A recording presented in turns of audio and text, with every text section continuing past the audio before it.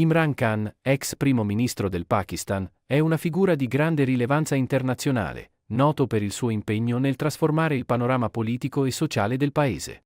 Dopo una brillante carriera come capitano della squadra di cricket pakistana, culminata nella storica vittoria della Coppa del Mondo del 1992, Khan ha intrapreso un percorso politico fondando il Pakistan Tehreek-e-Insaf, PTI.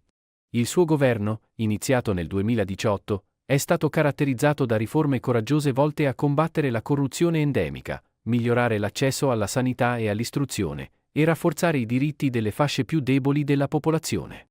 Nonostante il successo iniziale, il suo mandato è stato bruscamente interrotto nel 2022 con un voto di sfiducia, aprendo la strada a una serie di accuse legali che hanno portato al suo arresto e alla repressione del PTI. La caduta di Imran Khan ha scatenato proteste di massa in tutto il Pakistan, mentre migliaia di suoi sostenitori sono stati arrestati o perseguitati. Le manifestazioni pacifiche, spesso guidate dai giovani, si sono scontrate con una dura repressione da parte delle autorità, sollevando preoccupazioni a livello internazionale sul rispetto dei diritti umani e della democrazia in Pakistan. A offrirci una prospettiva unica su questi eventi è Aleema Khan, sorella di Imran Khan, imprenditrice e attivista umanitaria di grande rilievo. Aleema è conosciuta per il suo impegno nel sociale, in particolare nel sostegno ai pazienti oncologici attraverso il Shaukat Khanum Memorial Cancer Hospital, fondato da suo fratello. La sua esperienza personale e familiare le permette di fornire una visione intima e dettagliata delle sfide che il Pakistan sta affrontando oggi. In questa intervista esclusiva, Aleema condivide il suo punto di vista sulla visione riformatrice di Imran Khan, le difficoltà che ha affrontato come leader, le condizioni di detenzione a cui è sottoposto e l'impatto devastante della repressione sul PTI e sui suoi sostenitori. Attraverso il racconto di Aleema, emergono storie di resilienza, lotta per i diritti fondamentali e il desiderio di un cambiamento che continua a ispirare milioni di pakistani. In that condition, on the 8th of February, they held election. Trust me, even in your country or anywhere in the world, universities will be studying what happened in Pakistan on the 8th of February, where they gave out 250 symbols to people, from a wheelchair to a racket to a ball, whatever they gave, different symbols. These candidates stood independently with so the population has no clue.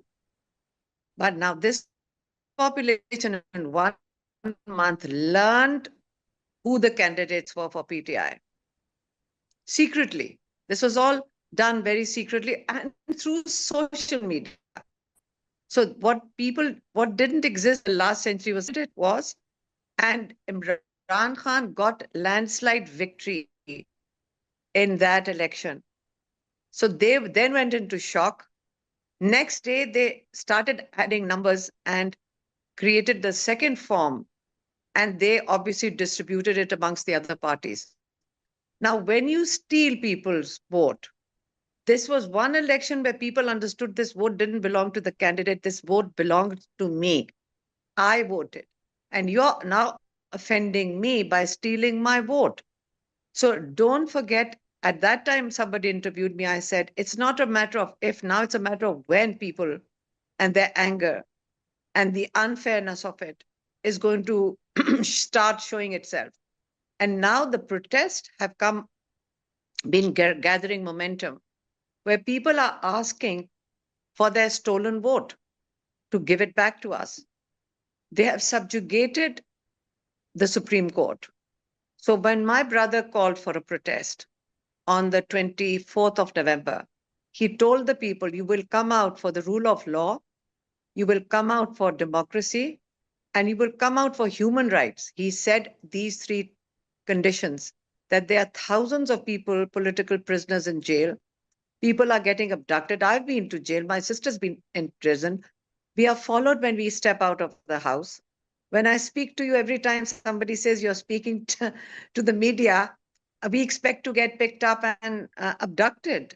There's a difference between arrest and abduction. Abduction is secret services.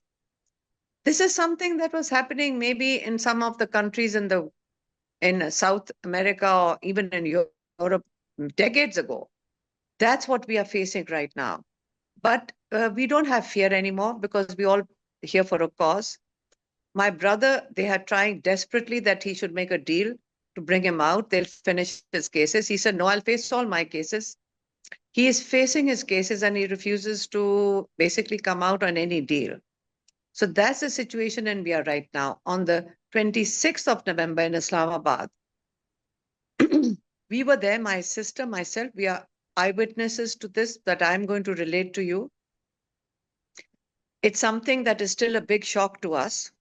And I think for days, my sister, a lot of people were crying because we were in shock. Capital of Pakistan, Islamabad, main avenue, the boulevard. So people come for peaceful protests. That's always been my brother's main thing. Imran Khan has always said it should always be peaceful. There should be no anarchy. He's excellent at controlling that sort of thing and saying, and people understand him, he's like a father to them. They will never break a building or set fire. So we were there on the main boulevard. My sister's granddaughter, who was 14, 15, why would we take our granddaughter if we were planning to go and, I don't know whatever we were planning to do, bomb something. And there were snipers on the buildings. At 3:30, there were people bringing us shells and saying that there's snipers sitting on top of these main boulevard buildings, and they're firing into the crowd. We were all standing there. My sister, all of us could have been shot dead because these snipers can take out anyone. By 5:30, 6:30, there were already 12 or 13 dead and about 60, 70 injured, taken to the hospital. But what happened late at night, when we also left at about 9:30, they shut down all the lights. It was pitch dark on that boulevard. And then they came from all sides. And then they did an operation. And we think there are dozens. Some people think it could be 150 missing. The bodies are removed and cannot be, there are people missing. I went 2 days ago to condole a boy who was 17 who died. His father's a security guard. And we went to his house and they threatened them that they should not appear in court. Now, these are poor people. And they're threatening them that you should not, and they are the only ones who managed to get an autopsy report. So this is not sustainable. Fascism is not sustainable. It's not about politics anymore. And Imran Khan says this is not politics. We are fighting for our survival. We are fighting for our rights. And we are fighting for a change. And we will not accept fascism. That's about his thing. He said that yesterday as well when we were in jail court. It's very shocking what you are telling to us. We was having some news regarding this, but you know what is also shocking, that the Western media was totally not taking care of what was happening on Islamabad. And there was not report on, for example, our Italian media at all about the situation in Pakistan and what was going on. And it's something that require an answer. What you think? Why you think that there is this double standard for considering what is happening in the world by the Western world? Why the Western world is not considering in the proper way what is going on in your country? Your country is an important, very important country in the geopolitical statement, and the turmoil and this total lack of any respect of human rights is totally unacceptable, supposed to be totally unacceptable for our Western standard. Why for you there is this silence about what is going on in your country, in the Western media? I think what I think that for years, it's also what, if you look back into our history, for the young history of Pakistan, since 77, if you recall, when there was a Russian entry into Afghanistan, so Pakistan most probably became more relevant for the US. And the military obviously became very relevant because, as my brother says all the time, that how will we grow as a country economically if we should not be fighting anybody else's war?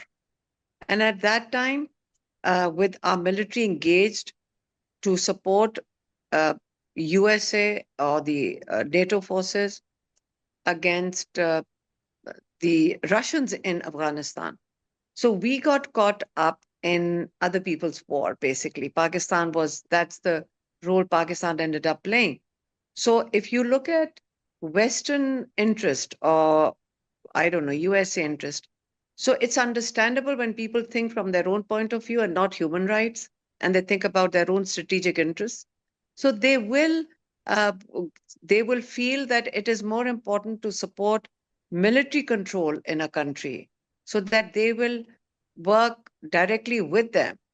So we don't want we are 240 million people, and after Imran Khan's regime came down, uh, at that time the GDP growth in Pakistan was 6%. And during COVID, it's unheard of. We are only maybe one of 4 countries which were growing during COVID, and Pakistan was one of them in 2022 when his government was brought down in April.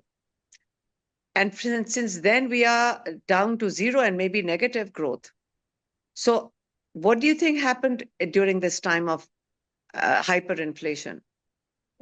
Millions of people have been pushed below the line of poverty. So, the decision is for the people to say, it's not that we are against any country anywhere in the world, but we do have a right to live and we do have a right to feed our children, right? So, what do you think a population says at that time? Like, we are not against Italy, for example, or US or West, but what about the children who have to be fed within our own country? So, our first interest, like everybody else, should be to take care of your own people. That's all Imran Khan is trying to do and was trying to do, to feed his people. He was setting up shelter homes for the homeless. He gave them a health card so that they had access to health in the hospitals.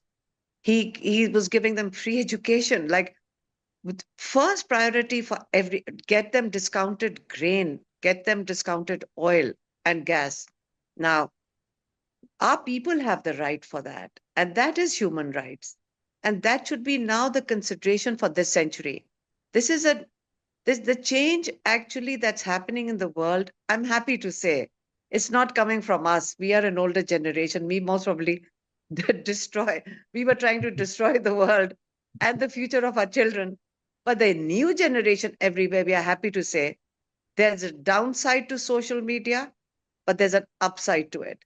And the upside is, as you just pointed out, that mainstream media gradually became not compromised, but had to adjust itself for national security, right? Most countries say for national security, news had to be controlled. Well, Hitler started it. He was the mastermind of propaganda, and Mussolini. So now they continued that tradition, but the younger generation with social media has broken it. So there will be upheaval, but I think disruption is needed before you can fix something. And not only in Pakistan, where the younger generation is up and is not going to give up, will fight against brutality. They will fight against fascism. It's their right, it's their duty, it's their future. So they will do that, and the change will come everywhere in the world, where people will say enough is enough. We don't want a world like this. So Pakistan has joined that race for change. And we are very happy with our young generation. It's not chaotic. It's very smart. It's not anarchic like it would have happened centuries ago. It's really smart. And I'm very proud of our people. They use the social media like a weapon, which is a much better weapon than real weapons. Don't you agree to that? Absolutely, absolutely agree. Another question about your brother. How is the condition of detention? How is he can meet regularly his relative, his lawyer, his how is his general, and there is a difference between his condition in jail and the condition of his supporter that are not so famous, so they can be more easily, as you tell, for the people that was kidnapped and disappear, how they are treated in jail and how is their situation. Actually, since last year, like maybe 1.5, over 1.5, 20 months, we all mobilized ourselves to support the families of the prisoners who went to jail. It's not just the condition of prisoners in jail. In the regular jail, it's not that bad, by the way. I've been to jail. I came out and everybody was really disturbed that don't go around telling people that our jails are very clean. The food is not bad.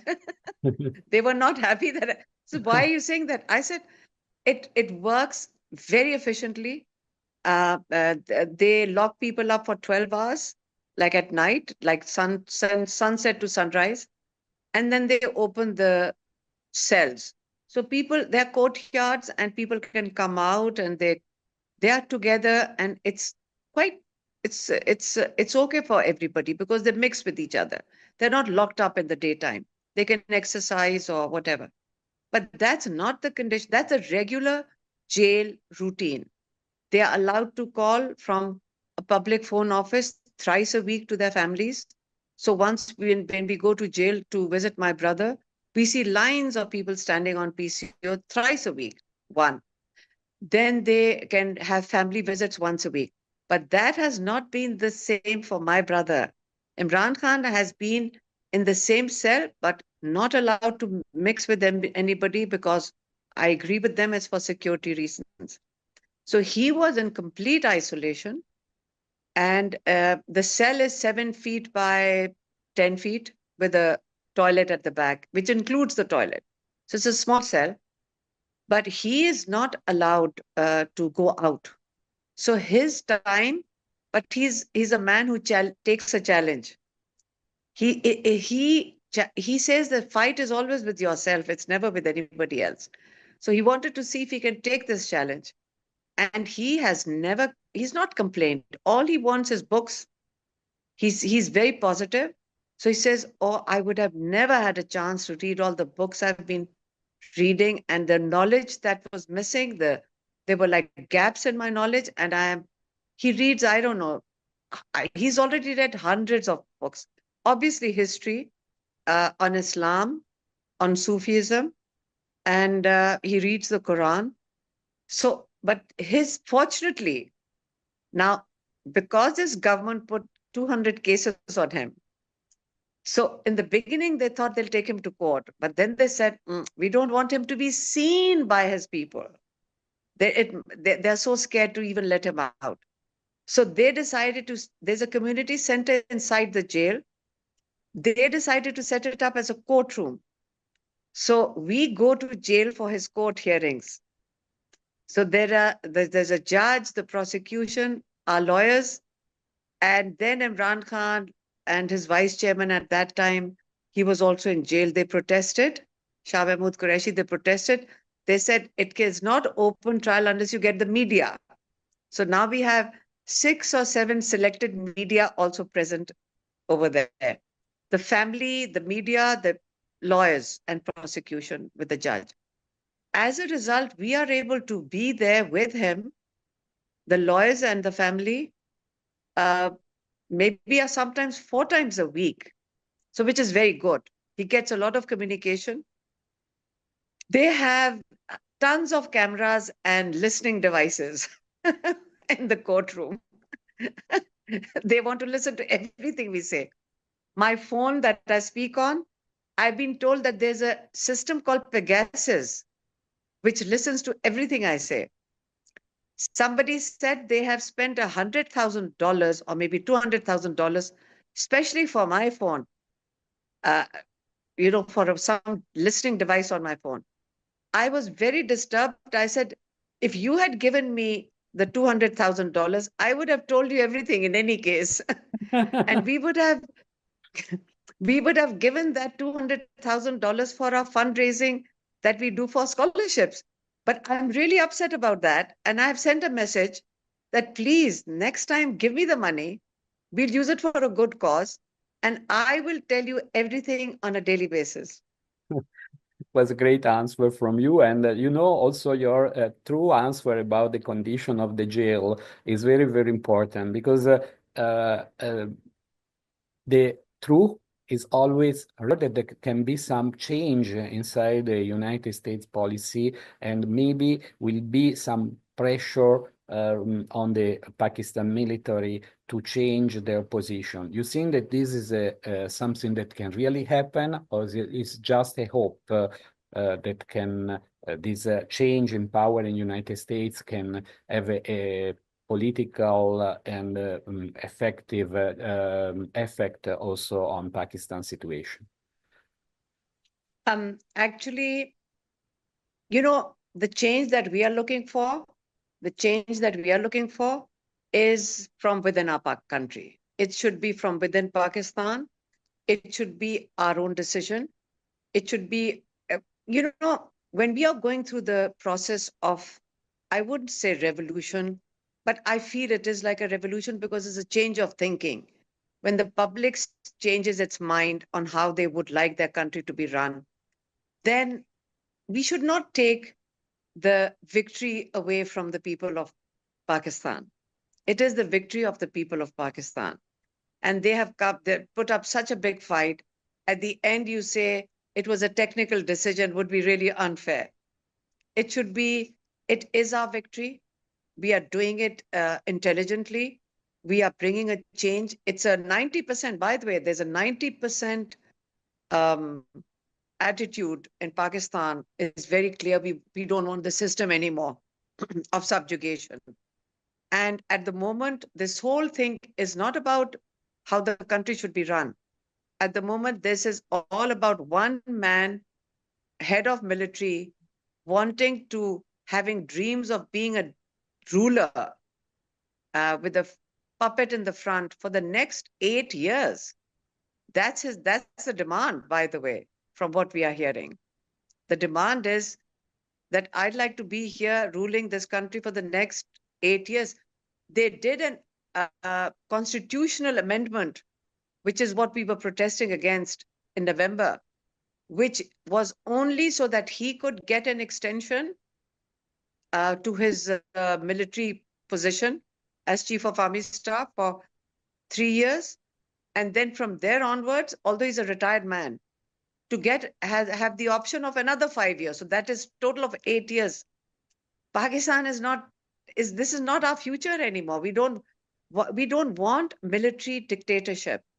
We want a democratic system where the people have a right to choose their own leadership and they would like a future for themselves. When you subjugate the Supreme Court, when our people are dying in the seas, in the English Channel or out away from Greece on boats, why are they leaving? They are educated people. They fear that there is no court system over here. They will get no justice and they can be picked up anytime. It's the fear of fascism that is driving them out of Pakistan. So if you're asking me about Trump's change, it is, Imran Khan also said that it is a good thing that when Biden was sort of voted out, that their government was doing this in our part of the world, offended that you went to Russia, or that in Afghanistan, Pakistan helped the American troops to leave. They have helped with the evacuation. Pakistan can't be blamed if the Afghans take a decision, this is how we want to live in our country. So that change is a good thing. And I think there's a change in America also. If you see that there's a change coming in America from the younger generation, USA, there will be a change, that they shouldn't be going around interfering in other people's country. It pushes people into poverty. So that's not something people-to-people contact requires. As I said, from social media, because there's a people-to-people contact, and people are aware what their own countries are doing in other countries. For example, Pakistan's Air Force bombed into Afghanistan. and we heard about children and women being killed. Now that upset us, not like we are not happy that we should be bombing another country, right? The same way other countries will start feeling the same once they have information. So yes, the change is good because remember he was a friend of, like they got on well, Imran Khan and Donald Trump, because I think they both were disruptive to old system of establishment. So they are basically, it's not about being good or bad anymore. It's about we don't want the old system anymore. I think that's the change that's coming.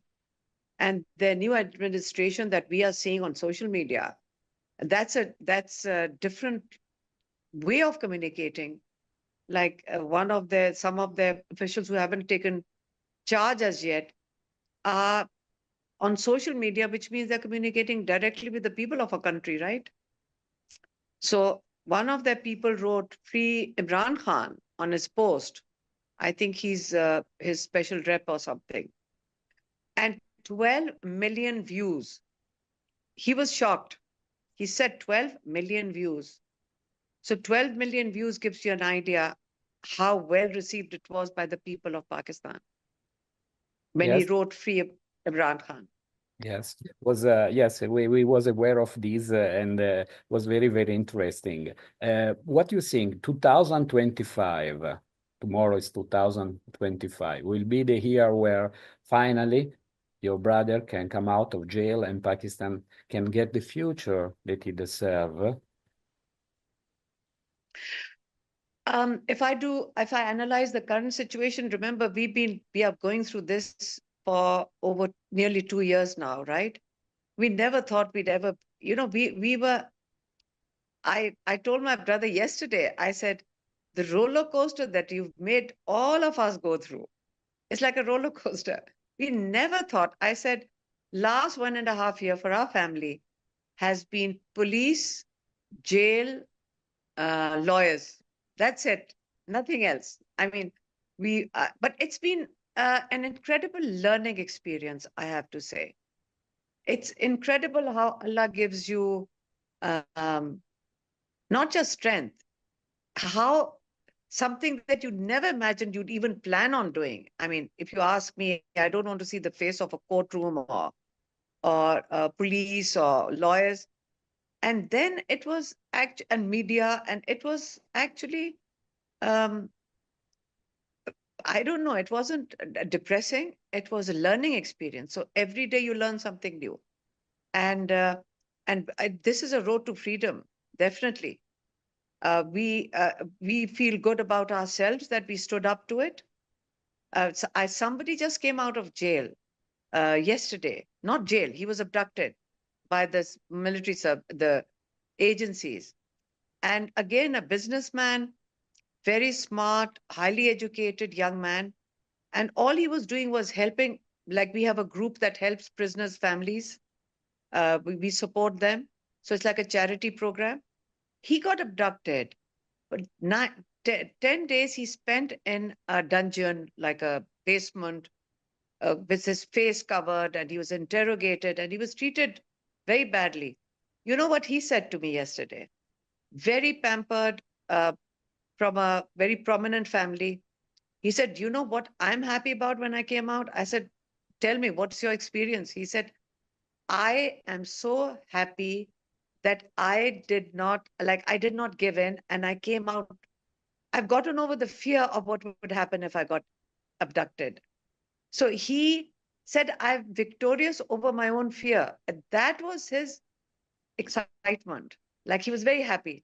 So what I'm saying is people coming out of prison are getting stronger and stronger and stronger. So there's no fear anymore. Now we are ready to, people are ready to give up their lives for being part of history, I suppose. So this year, by Imran Khan makes an announcement. He announces. So he just announced yesterday that 2025 is the year of freedom. Great, really great to hear this. I hope that can be the year of freedom for Pakistan, for your brother, and not only for Pakistan, for sure, but for all over the world. Your word about the change in the mind of people about revolution is the true word about revolution. There is no revolution if there is no change in the mind of people. Is the most important thing. Instead, it's just a revolt. Is nothing that can take to nothing good.